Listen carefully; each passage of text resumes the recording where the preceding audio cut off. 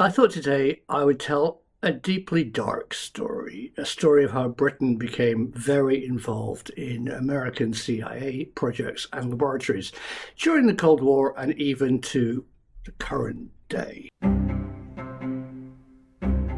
Some of the information I'm going to share with you has come from the public domain, I promise, but isn't commonly out there. So let me share what I do know and what actually went on in Britain for America and the CIA.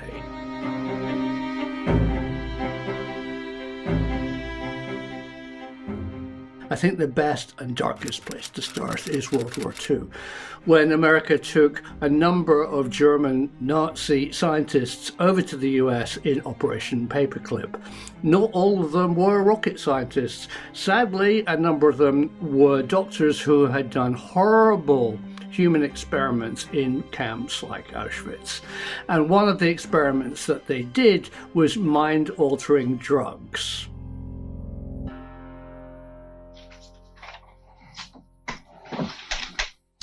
In Korea, I was adjutant of the Gloucesters when we fought the Chinese at the Battle of the Imjin. Almost all of us who survived the battle were captured. The treatment that we received from our captors came as an unpleasant surprise.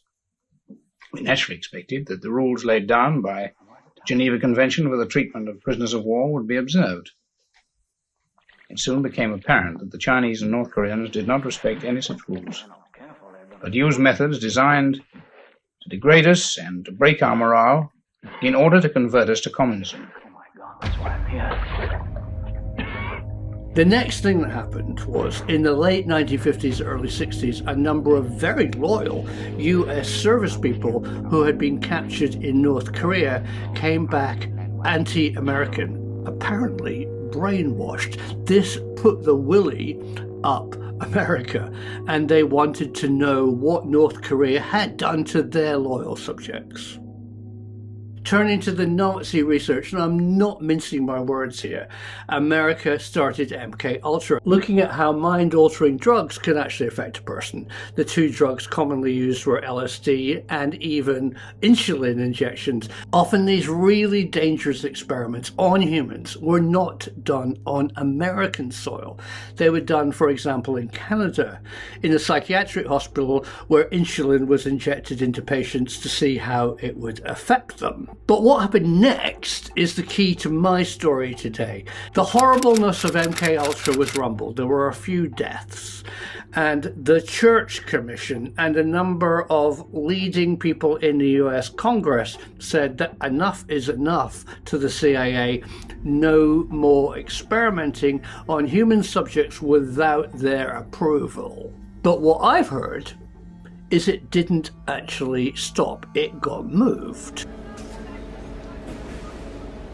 Just as Canada was used for the insulin experiments, MK-Ultra carried on possibly in London, UK. A number of London universities and hospitals, possibly St Thomas's, was actually seconded to carry on the brainwashing experiments, this time off coast. So that points very directly at a special relationship, a relationship of allies between the United States and the UK, that the UK is prepared, if asked, to pick up the US dirty business. And the headquarters of the CIA at the time was in Reading, at this place in Caversham. Everybody knew about Caversham Park. It also, interestingly, had a second role, a role associated with me. Not that I'm in the CIA or MI6, I work for the BBC. The BBC also used the Caversham building to do radio monitoring. They had a monitoring service that would listen to foreign broadcasts, and what foreign radio broadcasts were talking about America and Britain, I guess, was fed to MI6, the CIA, and weirdly, I never understood how it was of any operational use to day-to-day program making for people like me at the BBC, possibly for news, but certainly not for documentaries and science. So BBC Caversham was special. And that leads me directly to Uri Geller. What's Uri Geller, the spoon-bending person, actually got to do with this? Well, Uri Geller is a genius. Uri Geller doesn't just bend spoons. Uri Geller has telekinesis powers, definitely, but he's also very, very good at remote viewing. And that was a Stanford research program run by Russell Targ, Hal Puthoff, and others. Their headquarters was in the San Francisco Bay Area, probably Menlo Park. But just at the same time that MK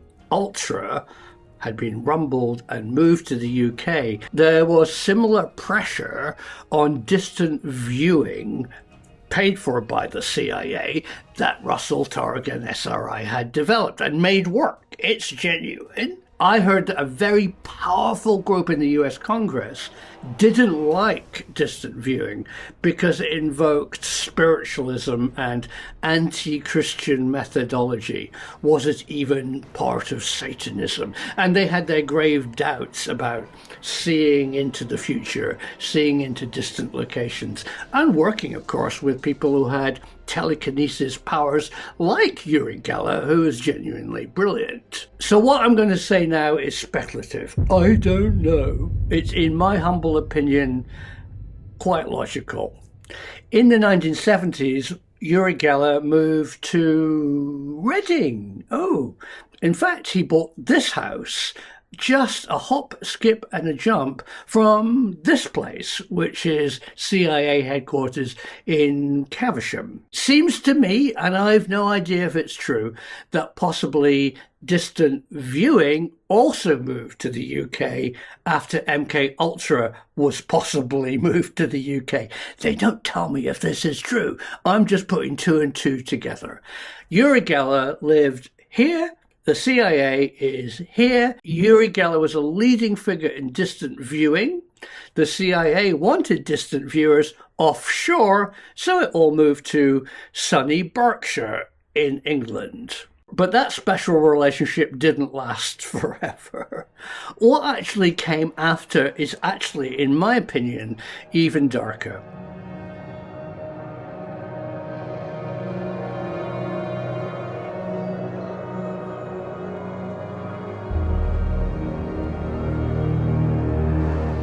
After 9/11, the American CIA, rightly not wanting a second attack on American soil, started the war on terrorism, and they saw an immensely important target. A CIA official at the time said this.